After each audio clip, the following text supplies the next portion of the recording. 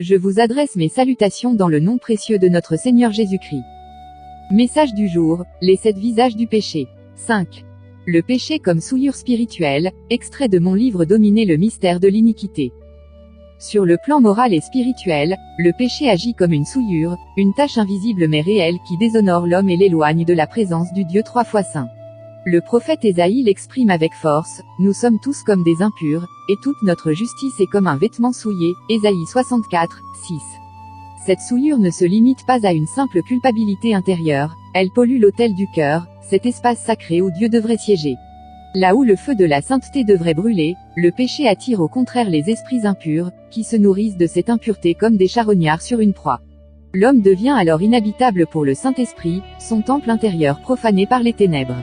La nécessité de la purification. Mais voici la bonne nouvelle, Dieu n'a pas laissé l'homme prisonnier de cette souillure. Il a pourvu un remède puissant, un antidote éternel, le sang de Jésus nous purifie de tout péché, 1 Jean 1, 7. Ce sang n'est pas symbolique. Il est vivant, actif, chargé de la puissance divine. Il ne recouvre pas seulement la faute, il lave, efface, purifie, restaure.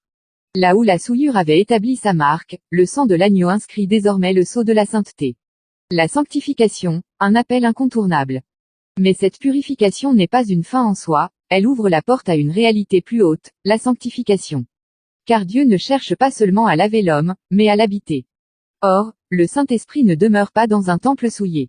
Paul le rappelle avec une solennité brûlante, ne savez-vous pas que votre corps est le temple du Saint-Esprit?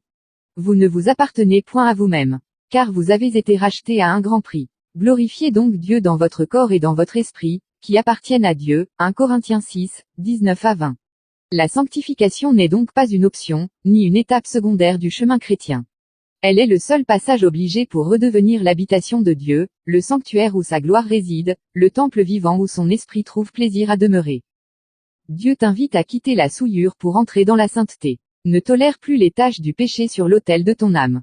Laisse le sang de Jésus purifier tes pensées, tes paroles, tes actes. Choisis la sanctification comme mode de vie, et ton être tout entier deviendra une demeure où le Saint-Esprit régnera dans sa gloire. Que cette journée soit marquée par la paix, la force, et la main puissante de notre Seigneur Jésus-Christ. Prophète Mamadou Sekongo.